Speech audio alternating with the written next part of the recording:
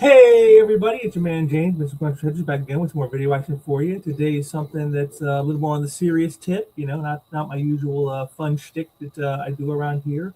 Actually, this is one I wanted to get to a lot sooner than this, but I wasn't able to because I had to have my heater replaced in my home. Yes, it's a fun thing to have your heater replaced in the dead of winter. Let me tell you, I recommend that to everybody. Just go out and get your heater replaced right when it's at the coldest point of the year. It's always a lot of fun, but that's why I didn't get to this. I probably would have got this up a couple days sooner than this if I wouldn't have had that going on with all the noise and people in and out of the house and whatnot. But I tell you that not just because of why this is running late, but you also might hear in the background, you might hear a little bit of humming. That's the new heater.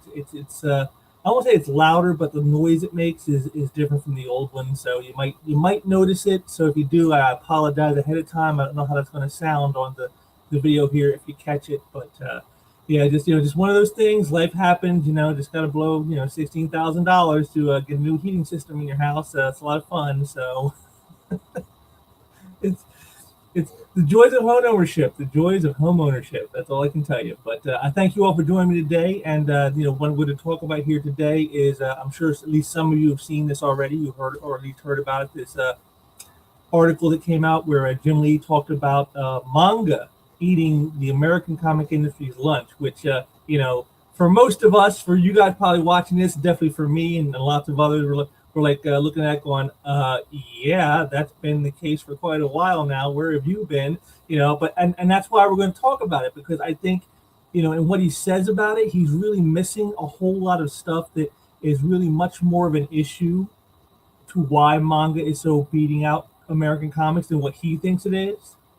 And we're going to talk about that because I find it kind of interesting, how maybe they're finally starting to wake up just a little tiny bit, but even now it seems, these guys in the industry they still can't get it together, even with disaster staring them right in the face, and they still can't catch a clue as to what's really going on. So we're going to get into all that, but before we do, I want to thank you all for joining me today. Say if you like what you see here, drop a like down there on the video. Help out the algorithm. That's always appreciated.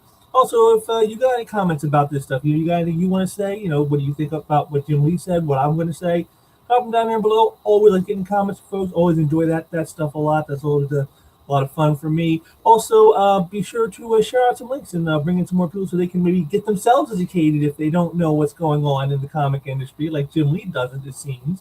Because that's the best way to get the word out is to help that out. And if you haven't subscribed, please be sure to subscribe so you don't miss any of the content I've been putting out around here, even though it's been a little light recently. But hopefully I'm trying to get back into the swing here and get things rolling again. But I definitely want to get those numbers up because that's always the direction you want them going. So with all that out of the way, a little chill, let's get on into it. And yeah, like I said, it's just I found it kind of interesting to see Jim Lee stating this stuff now all of a sudden, and the timing to me is kind of key as well. So let's get on all that. And first thing we'll do, of course, is always get me off the screen because you don't need to see my face.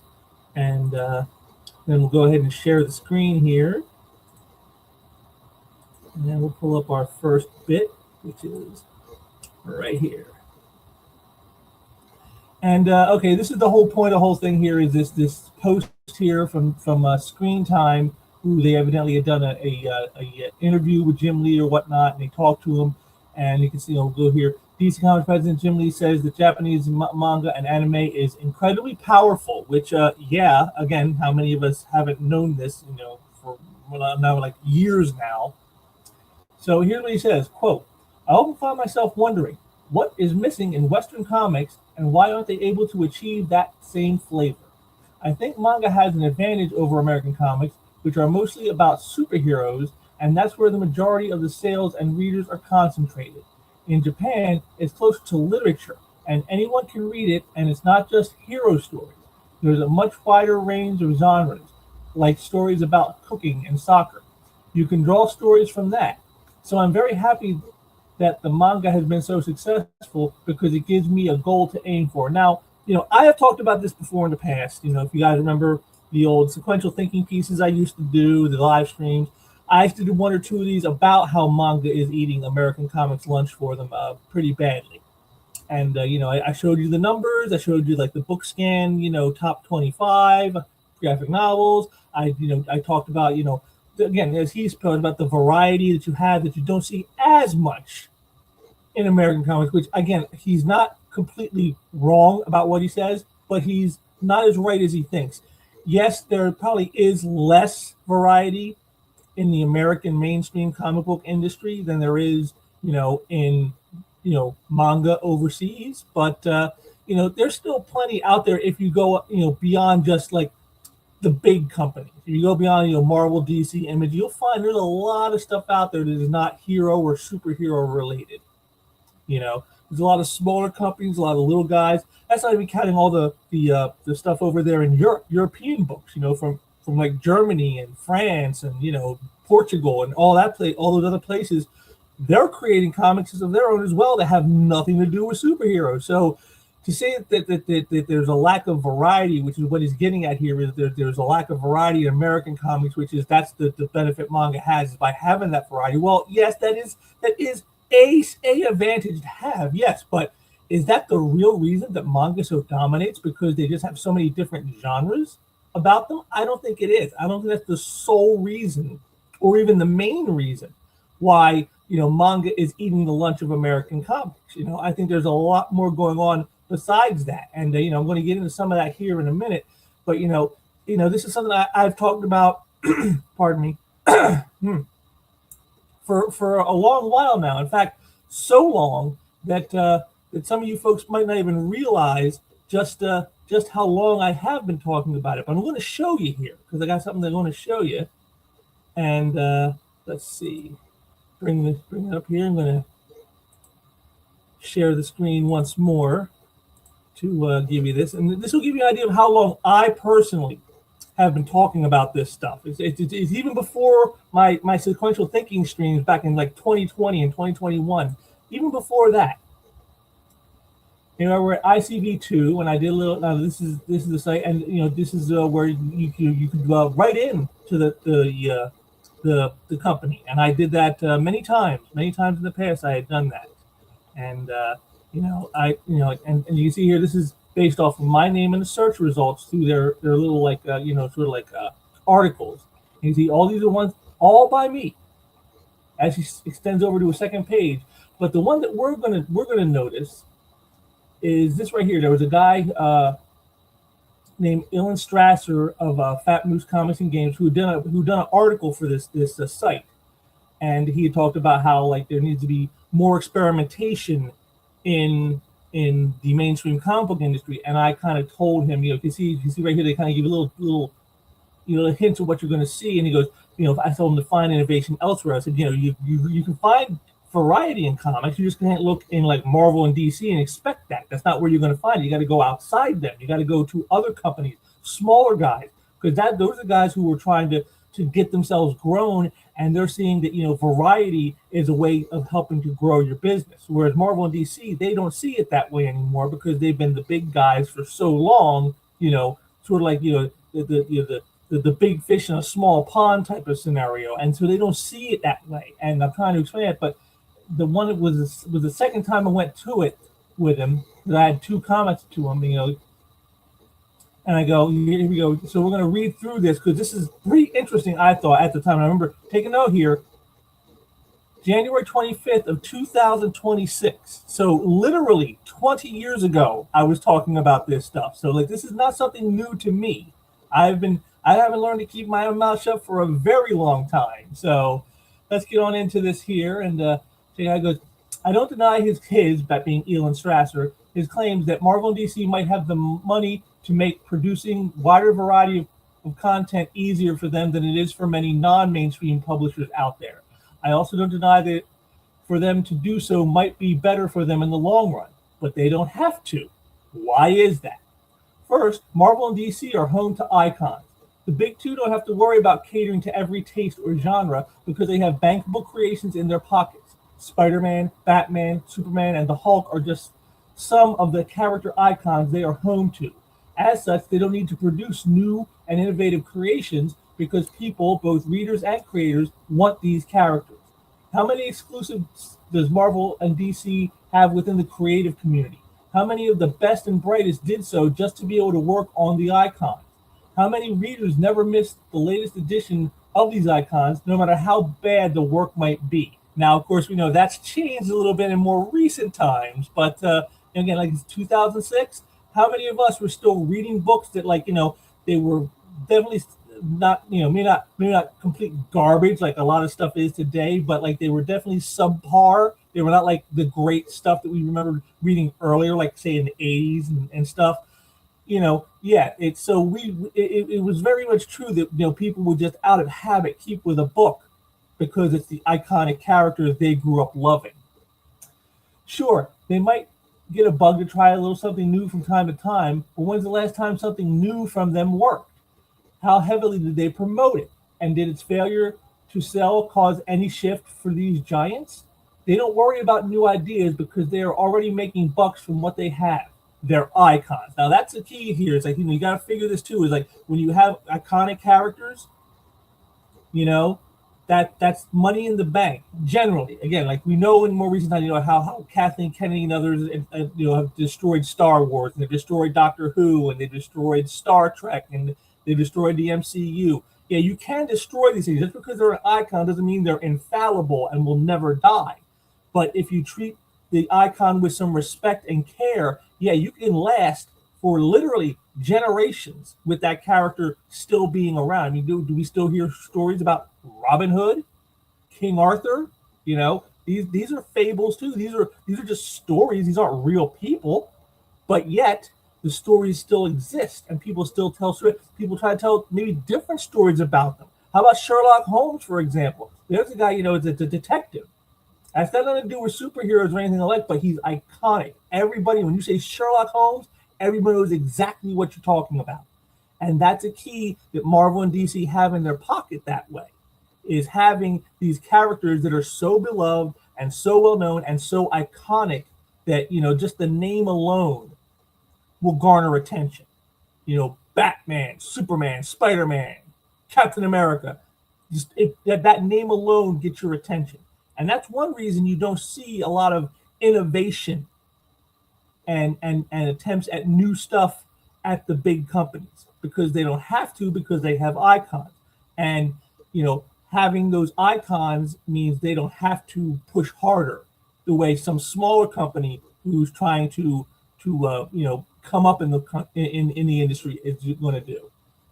Continuing on, which brings me to the second reason why they don't bring in new and innovative works. They aren't making their money from comics. Sure, the comics are making some money for them, or they wouldn't be making them at all. But we all know that's not the focus for them anymore. Which do you think made more money for DC? Batman Begins, the movie, or an entire year's worth of Batman titles? Think Marvel's worried about the weak sales on Spider-Man's book when his movies rake them in millions and millions of dollars? And that isn't even counting all the merchandising they get, from bubble baths to cereal and action figures to underoos. While retailers and readers might find the comic works very important, it's fairly obvious that the big two do not have the same that on. It's fairly obvious that the big two do not have that on the top of their own lists. So you see, so again, there's another factor here, which we're not talking about, is they're not really making a whole lot from the comics. The comics aren't like the main driver of their sales and their money. I mean, yeah, they get money from them, of course. Like I said, as I said in here, otherwise they wouldn't make it. If they made no money, they'd stop making them altogether. But they actually treat them more today like loss leaders. If there's a book that actually does hit into the black, that's almost like a fluke now. Like, oh wow, I actually made some money on that book. But generally, it's a loss leader. Why? Because they think the icon that they're doing, the character himself, is the IP property is what matters. And so as long as you keep them out there in print, you keep them out there in people's minds. And so when you put out toys, when you put out movies and television shows, when you put out all kinds of other stuff, they go, oh yeah, I know that character from the comics. And that's why they still produce the comics. They're not producing the comics because they're like, oh man, we got to get our money. That's not why they're doing it. And they haven't been, and again, that's been that way for a while. Again, because as again, something that Jim Lee didn't talk about is that these companies now, these publishers, are no longer their own entities like they were back in like the 70s and the 80s when they were the main guys, publishing the works, and that mattered because we got to make those sales numbers. No, they're not owned by huge megacorps. You know, was it Warner Discovery and Disney? They own this stuff now, and for them, they aren't worried about comic books. They don't care about that stuff. They want you to go to do Batman the ride at Universal. They want you to go on Spider-Man the ride at Disney World. That's what they care about. You go to the theme parks. You're buying up the merchandise. That's what they care about. They're not caring about whether the comics are selling well or not. That's why they don't care if there's any good talent on the books. That's why they don't care what's going on with how the attitudes of those in charge are reflecting on both the work and the audience, which I'll get into in a little bit here as another point. But so this is, again, another factor that, again, Jim Lee took no notice of is, hey, well, they're not making money on the comics. So that's why, it doesn't matter if the comics aren't really making money. If they're not selling well, is because the people who own the properties, the people who own the icons, well, they don't care if they make money on comic books. They care if they make money in other places with those IPs. And again, they're owned by megacorps, and megacorps are highly risk averse. Which, if you understand what that means they're not ones who want to go out and do a lot of, experimental, innovative things. They're more like, what's making the money, and we'll just stick to doing that, and we'll keep doing that. That's, again, look at our movie selections nowadays. In the last 10 to 15 years, how many prequels, how many sequels, how many remakes, how many reboots, how many great new original concepts have come out within the last 15 years that were very popular, very successful, and have gone on to become, sort of like modern day icons in a way. How many are out there? Probably not very many, if at all. And that's because the companies who own this stuff don't want to create new things. They're like, this is the stuff that sold back then, and it's still viable now, so we'll just keep making that. And so they don't bother to make new things. This is more of a reason for why manga's variety matters more than whatever variety you find in American comics and in the Western comics, is because they don't need to worry about innovation, because they're owned by people who are scared of risk. And that's, again, something else that he didn't even ponder even a little bit. Continuing on. All which brings us to the final reason. They know retailers and readers don't want change. Now, I know that sounds pretty harsh. I'm also sure that there are some who are exceptions to this, but they are the exceptions to the rule. Just look at the Diamond Top 100 any given month. Marvel and DC superheroes dominate the top 50 consistently. Well, again, this is before Diamond's collapsed. So again, like I said, this is 2006, folks. Diamond was kind of the standard, so getting me a little grace on that there. But heck, unless you are a tested quantity like Dark Horse's Conan and Star Wars works, you can pretty much write yourself off into getting into that region of the list. And who's responsible for this? No, it's not Marvel and DC, not even Diamond. It's retailers and readers. Ian even admits that his reply to me, admits that in his reply to me when he says, quote, even a loudly selling Marvel comic can come out of the gates with an initial order of 5 to 15 copies per store. Many self-published or other small press comics might be likely to get a trial order of 1 to 3 copies, since most of the stores dread the idea of getting stuck with unknown, untested product.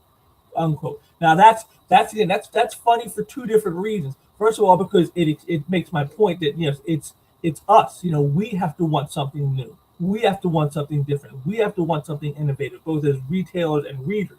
That's part of it, and he's admitting this with that.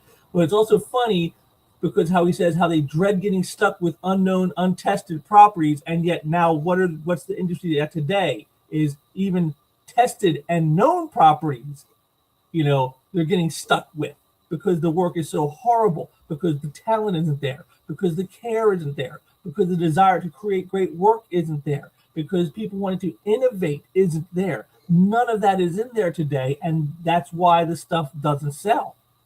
So in a way, by saying what he says here, he was actually helping to facilitate a bit to where we are now. See, again, this is something people have not thought about, and I'll even include myself. I'll tell you, until I came across these old,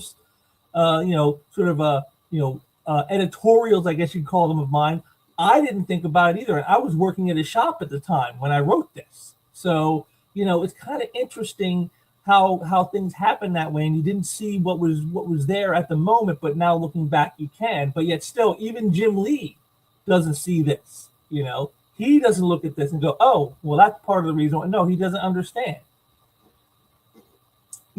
Continuing. This is why I said that retailers and readers need to go beyond looking for diversity in the same old places. Marvel and DC have their niche and are more than comfortable in it, although that's not necessarily true anymore, which again is why Jim Lee is crying about manga. Especially since the comics isn't where the real money is coming from anyway. Readers and retailers have to be smarter than that by looking into what's really out there.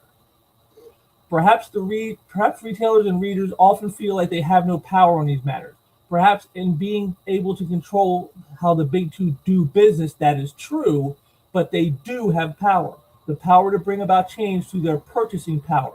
If retailers and readers really want change in the content, then let your wallets ring forth the call. There you go. See right there. And this again is what we see with the whole thing of crowdfunding. This is it. This is the readers speaking with their wallets and saying, we want to support good works by good creators who aren't going to insult us, who aren't going to denigrate us, who aren't going to, write crappy stories filled with political jargon and innuendo and political screeds that are just masked as entertainment. We want people who are going to tell real stories that really matter, that really entertain, and are fun.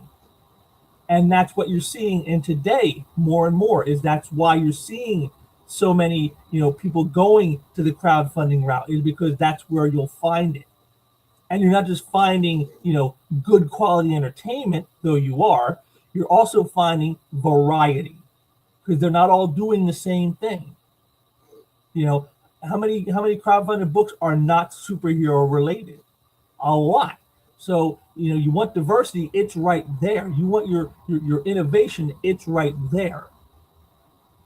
And so that was something just interested me when I saw this. Give a series like Blankets, Black Hole, or Street Angel a chance. Only by changing our own habits can we ever hope to change the industry. Sitting around telling the big two to change isn't going to do it. Not the least of which is because we truly don't give them any reason to. And that there, I think, is the best point of all. We at the time, again, 2006, when I wrote this, we weren't giving them any reason to change things. Then they went ahead and changed them for their political reasons, their virtue signaling and all the like, their political screeds because of who they hate as the president and all that jazz. And now we are giving them reason to change because we have stopped buying. And that's why you see Jim Lee out here now going, wow, manga's really eating our lunch pretty badly. I wonder why manga's doing so well and we're doing so poorly.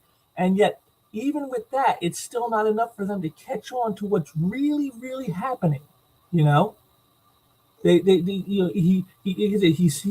it's just down to a variety issue. And again, like I said, as I noted back in 2006, Marvel and DC are not the houses of innovation. They weren't then, and they're even less so now. Now that they're owned by megacorps, there's even less reason for them to want to try to be innovative. So I don't think that's the problem. There's other problems in the industry. I noted, I've noted a couple of them here, and a couple that I didn't, again, at the time, because it wasn't really happening to like the level that we're seeing right now. Like, again, insulting your audience.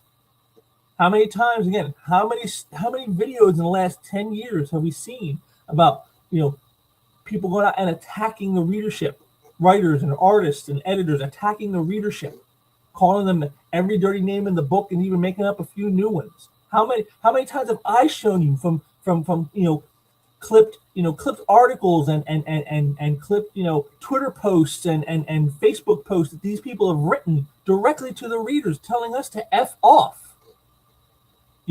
So why didn't Jim Lee see that as a problem?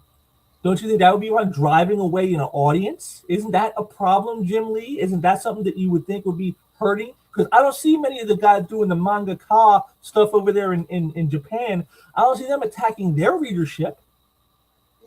Honestly, them going there telling them if you don't agree with my political screed in this story, then you're a bigot and I don't want your money. But we've been told that over here in the West, haven't we? Many, many times.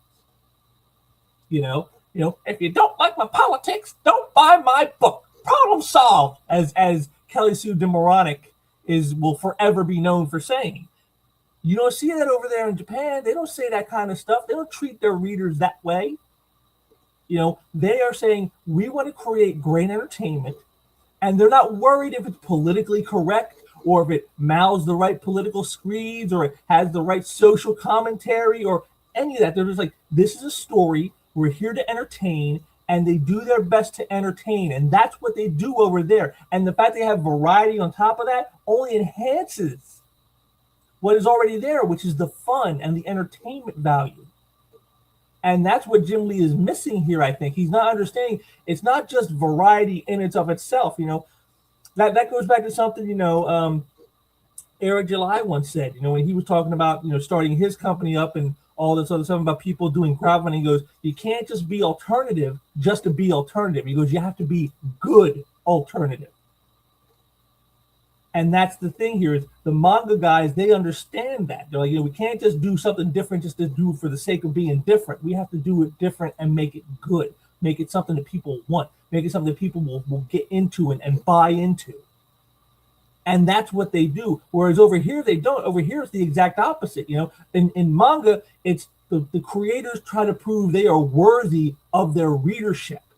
Whereas here in the West now, the way they act, the way they talk, the way they treat them, it's the companies who think the readers have to prove they're worthy of the company and their products. And that is totally ass backwards. That is not the way it's supposed to go. And like I said, you notice what you saw Jim Lee say. He said nothing about any of that. That never even came up once.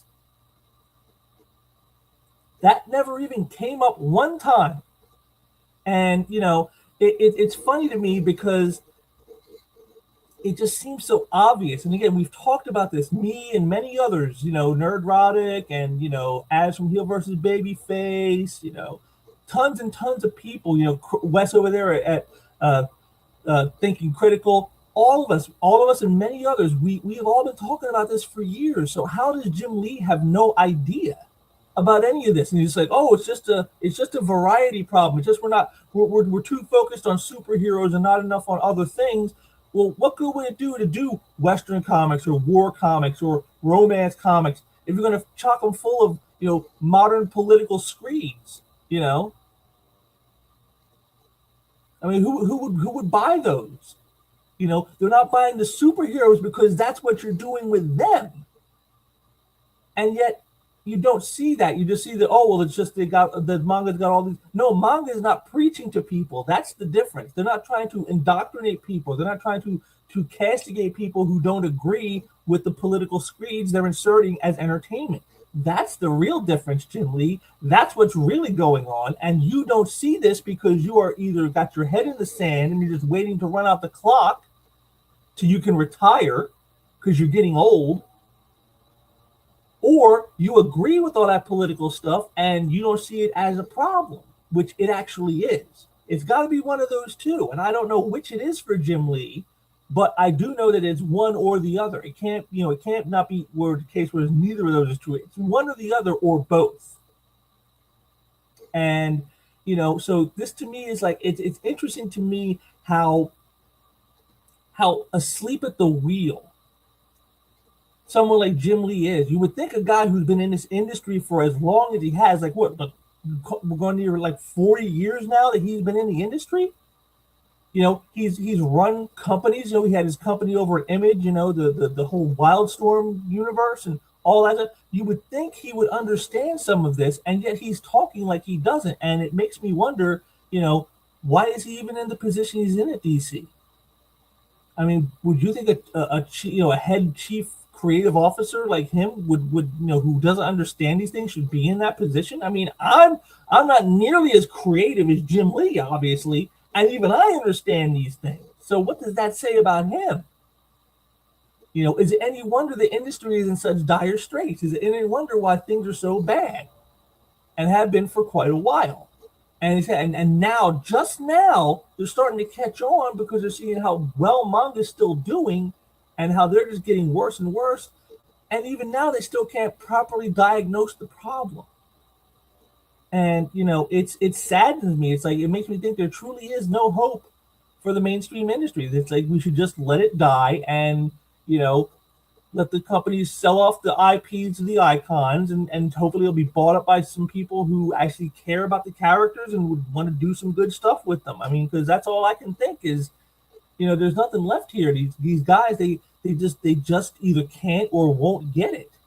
And if Jim Lee, who's been around forever and is very talented, can't understand any of this, what hope is there for anybody else? What hope do we have for a Jordan White or a Dan Buckley or a Tom Brevoort, to catch on and go, oh, gee, I wonder if that's what the problem is.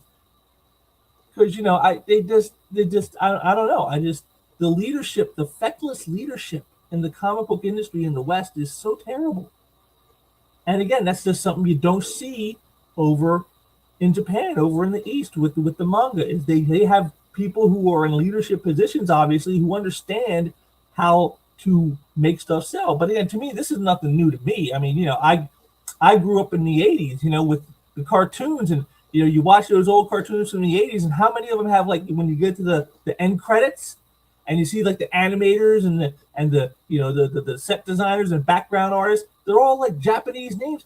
The Japanese have been knowing how to sell to kids for like 50 years, And you remember G-Force, Gotcha Man from over there? Remember that? Battle of the Planets? How about Star Blazers? I mean, that was like late 70s when these were coming out. And that's sort of like 50 years of Japanese knowing how to market to kids to make them want to watch the stuff, to make them want to read the stuff. I can tell you, again, I remember many days running home from school because I couldn't miss Star Blazers. I had to see what was going to happen to the Battleship Yamato this week. I got to see it. I can't miss it. That's what the Japanese were able to do then, and they've only continued on doing that for decades. So is it any wonder why they seem to understand this and our people don't? They've been at this for a long time, and it just shows me how ill-informed the people in charge really are. And what do you do about that? How do you fix that problem? I'm not sure if there is a fix for that kind of a problem. I really don't. It's a very troubling and worrying thing. But the last bit about I got here for you is I'm going to share with you is a video for the recently I saw from Eric July where he talked about this, and he made some of the same points I'm making, plus even a few others I hadn't even considered. So I'm gonna bring that up here. I'm gonna share that with you guys. Okay, now I'm just gonna let Eric talk here. I will take breaks in between and maybe throw in a few comments of my own, but I'm gonna let him do the talking here because again, he puts it very well, I think. And this might be a video that flew under the radar for a lot of folks, might not have seen this. But, I think you guys should check this out because it's very important. And again, he makes a lot of great points in here. And I guess I'll break in once in a while when I feel it's necessary, but I'll let him do most of the speaking. And as always, I got the closed captioning on. So in case I have any problems with my sound, you can at least still see what he's saying if you can't even hear it. So let's get on into it. Hey guys, some of what I am going to say is going to sting a bit. But please understand that I care a lot about this industry. I care a lot about this medium. It means so much to me. Obviously, my company, the Riververse. We've made our waves and we're doing great on the independent side of comics. But I do believe there is some things that this industry has to face. But there's a comment that is going around. Pretty much everybody, at least on social media side, is talking about it. And I do want to chime in on it, okay? DC Comics president Jim Lee, he states, I often find myself wondering what is missing in Western comics and why aren't they able to achieve the same flavor? I think manga has an advantage over American comics, which are mostly about superheroes, and that's where the majority of sales and readers are concentrated. In Japan, it's closer to literature and anyone can read it, and it's not just superhero or just hero stories, he says. There's a much wider range of genres, like stories about cooking and soccer. You can draw stories from that. Now, this is what I do want to say. Some of that I don't agree with. Um, and I'll tell you how here in a bit, and then I'll go on my whole spiel. Okay. I think the variety issue, especially in the West, so not just America, but in the West, is largely overstated. Okay. You look at French comics, those have a massive variety. Even the American publishers are publishing things that are of different flavors. Okay.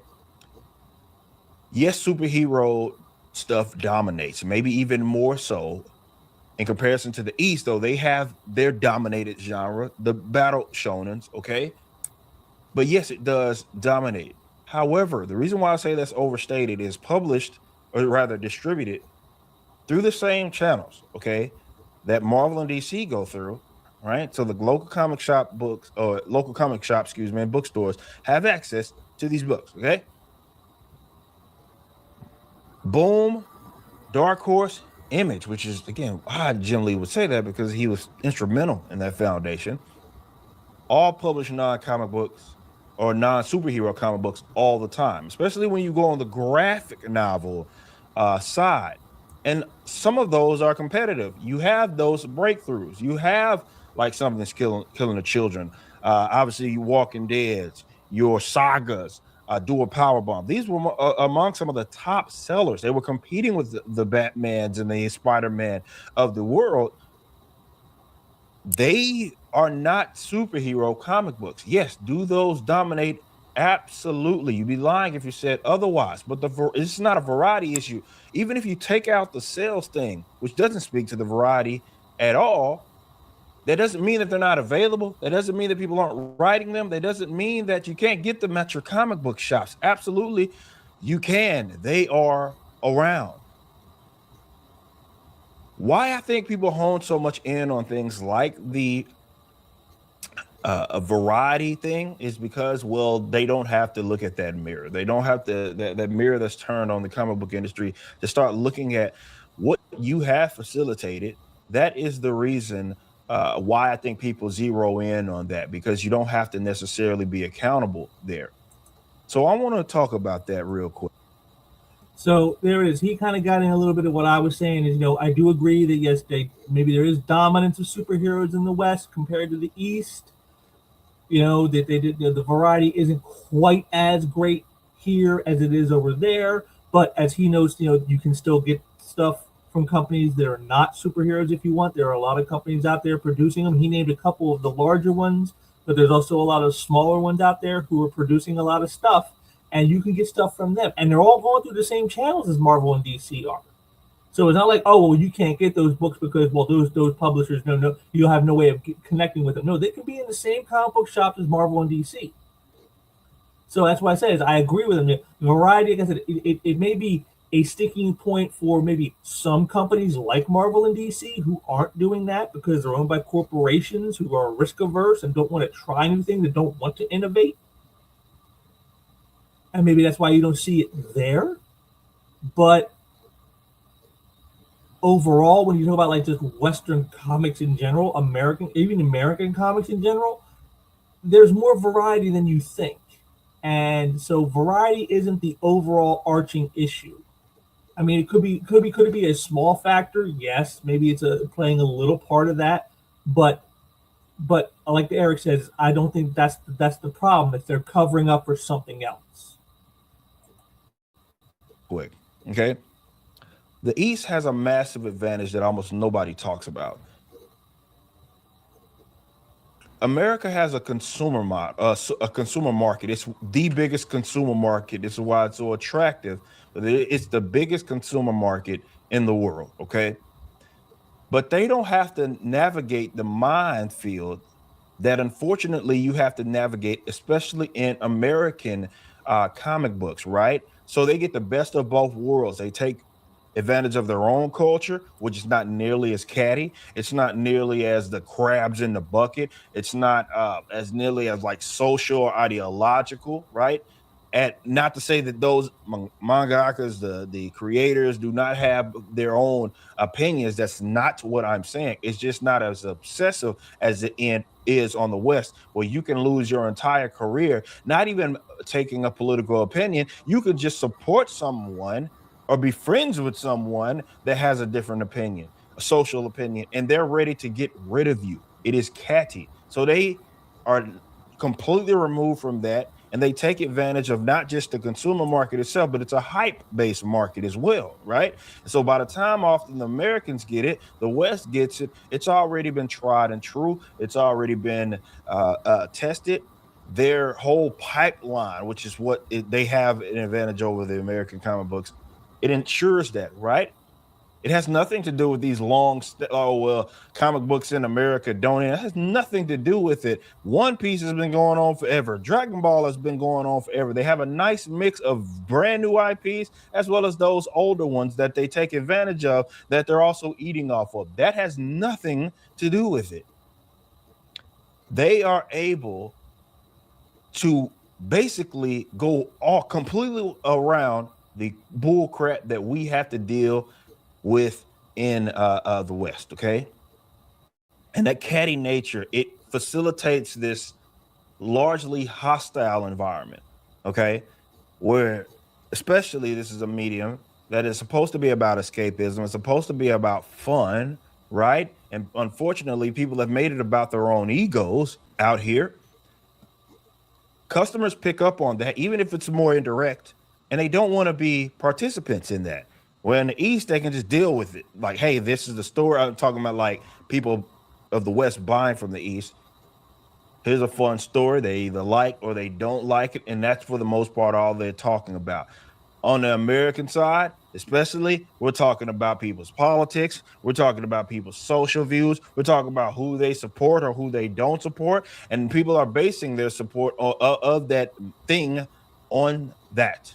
And it is a fundamental problem. This should be an industry that should be growing alongside manga. Instead, one is decreasing and the other more so went on an upward trajectory, right?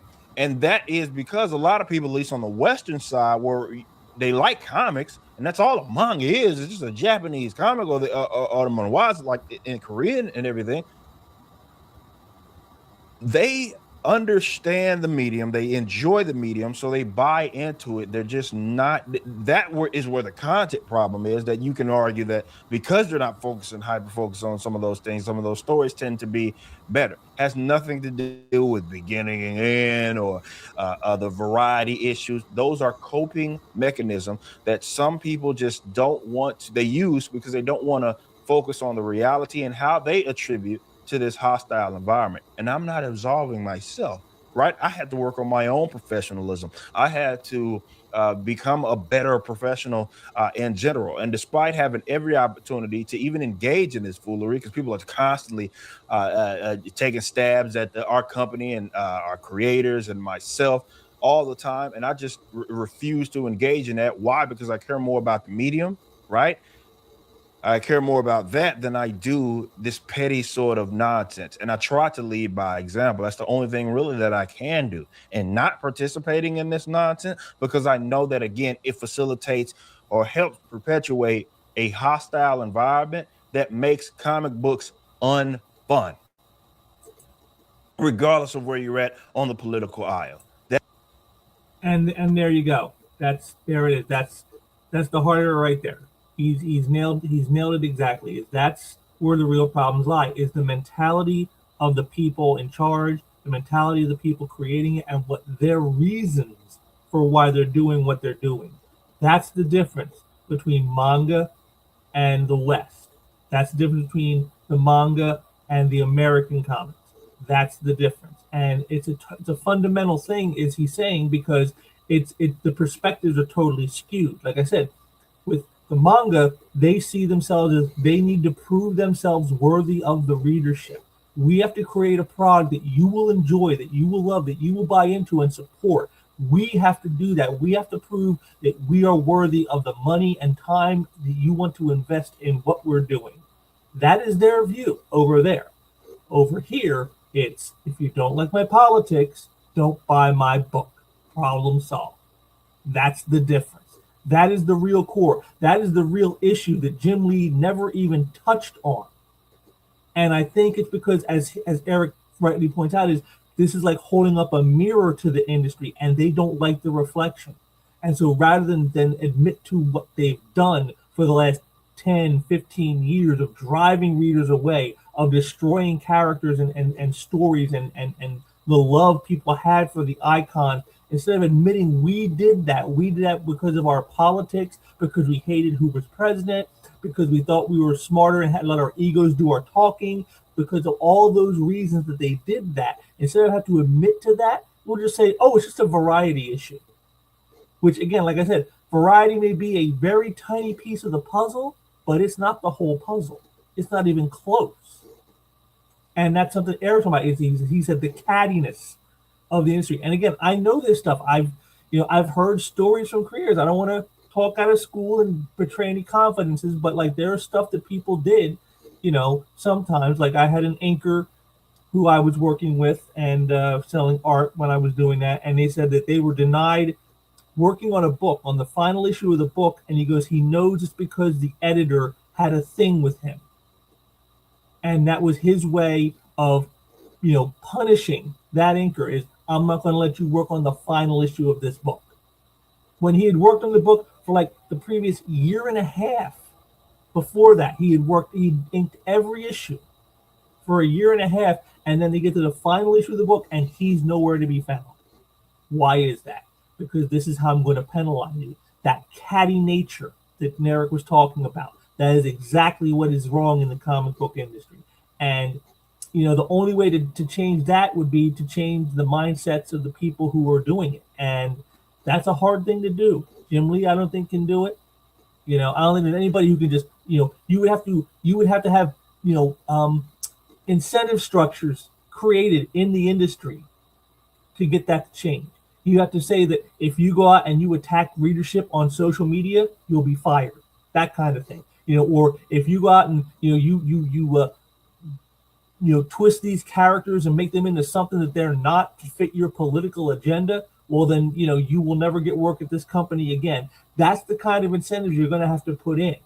You're going to have to make it like a standard. And again, I know this because again, another artist I worked with over the years, when I was selling the art, told me that Marvel used to have a standard where, like, when people would come in and they talked about a specific editor who came in, and they were told, when you get in here, leave your politics at the door.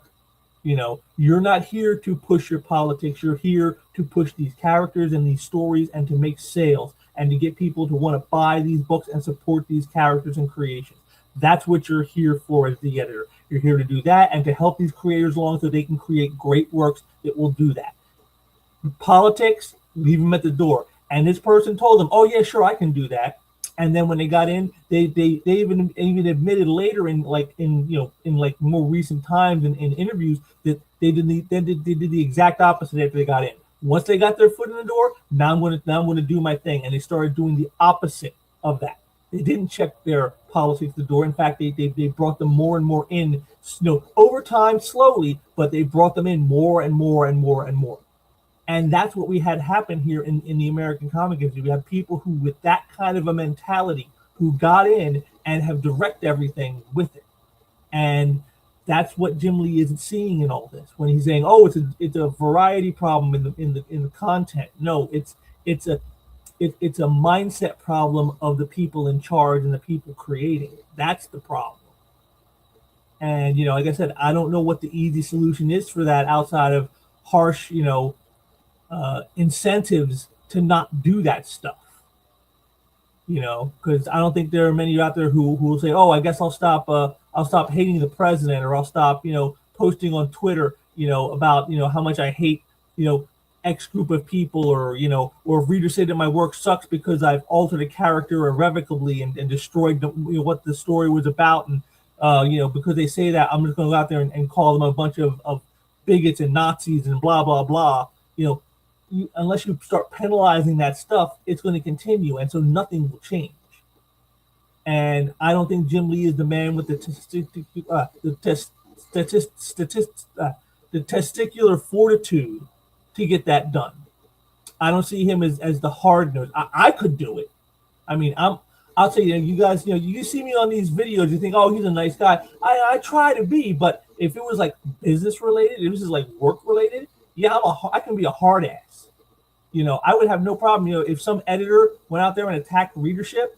I have no problem going up to reports and saying, you're fired. You have 15 minutes to clean out your desk and be off the premises. If you don't, I'll have security escort you with the bum's rush and we'll mail you your shit in a box. That's what I would do. And I wouldn't care about contracts or anything that he signed. I wouldn't care. I'd say, no, you just got to go. And I'd deal with the fallout later. But that's me. I'm a hard ass that way, and you need people like that in your business. This is something I've talked about too before. Like with Jim Shooter, people talk about how like when he was kicked out of Marvel, a lot of people celebrated because Jim was a bit of a hard ass at times like that. From what I understand, I mean, I only met him once, and I didn't really get like in-depth interview or nothing with him, but from what I've heard from people is like Jim could be a real hard nose that way, and sometimes you have to be when you're the boss. You can't be everybody's friend. You got to make the tough decisions, and sometimes those tough decisions mean you got to come down hard on some people. You got to get hard at. You're gonna have to come in and say, no, this is how it is. Accept it or walk away.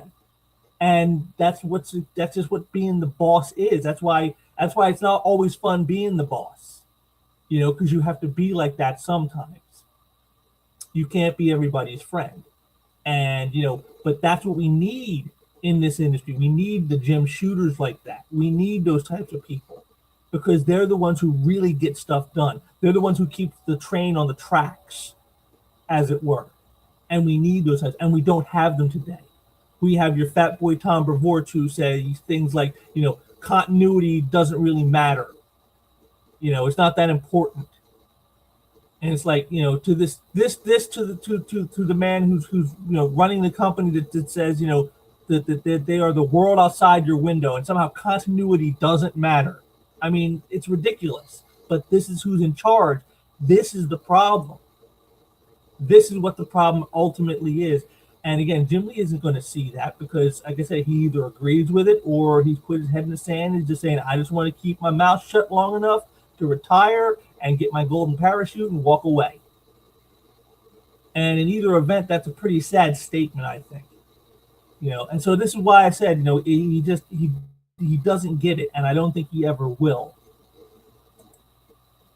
But I'm going to show you this one last time because I even stated some of this myself. We're going to share the screen one more time here.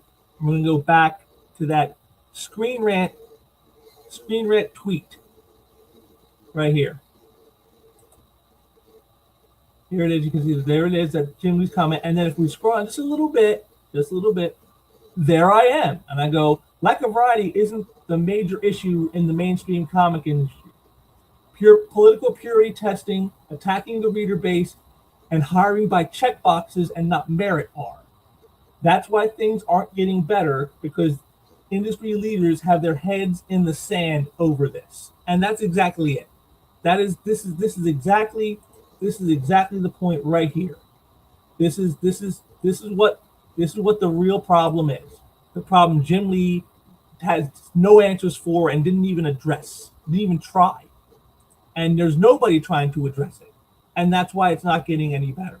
It's just getting worse and worse and worse. And, like I said, until somebody wants to do that, until somebody wants to be the hard nose who has to come in and lay down the law and say, look, this is how it's got to be sometimes. Unless somebody wants to do that, it's never going to change. And that's why I said maybe the best thing is for just the industry to just finally go under for the third time and just, hopefully from the ashes something better rises. Because I don't see the people in charge now having the guts to deal with this. Provided they don't actually already believe those things, they definitely don't want to deal with them. So, but that's all I got for you on this one. And we'll bring you back in here. There we go. And yeah, that's all I got on this. I just said it's interesting to me how we finally have them at least inklings from Jim Lee here about possible problems in the comic industry and why manga is so dominant, but he doesn't really address what the real issues are. He's as Eric said, he's coping. He's using a coping mechanism. Oh, it's just variety. It's just we need to do non superhero stuff. And it's like, well, yeah, that can help a little bit if you have more variety. It's always better to have more than less. But that's not what the real issues are.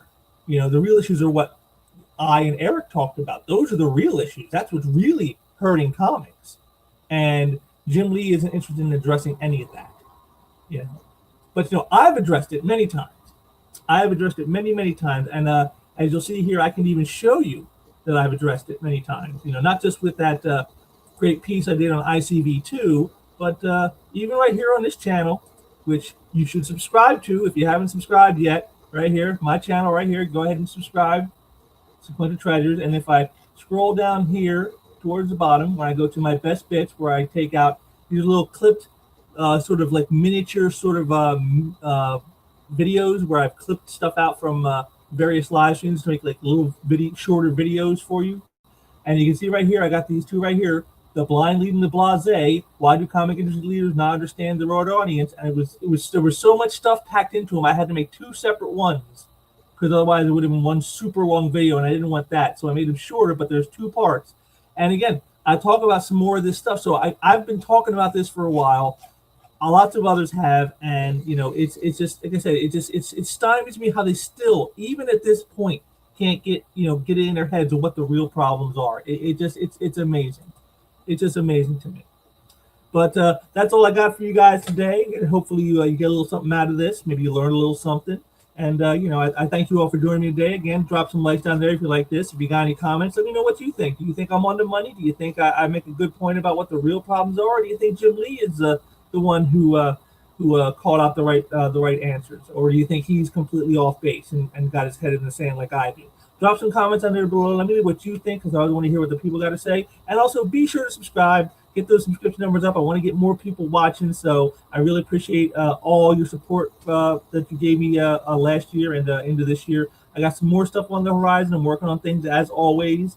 And now that I got my heater fixed in my house, hopefully I can try to get a little more stuff out in a little more timely manner. I want to hold off on things like I've been doing, but I will be back soon with some more stuff. And until next time, take care.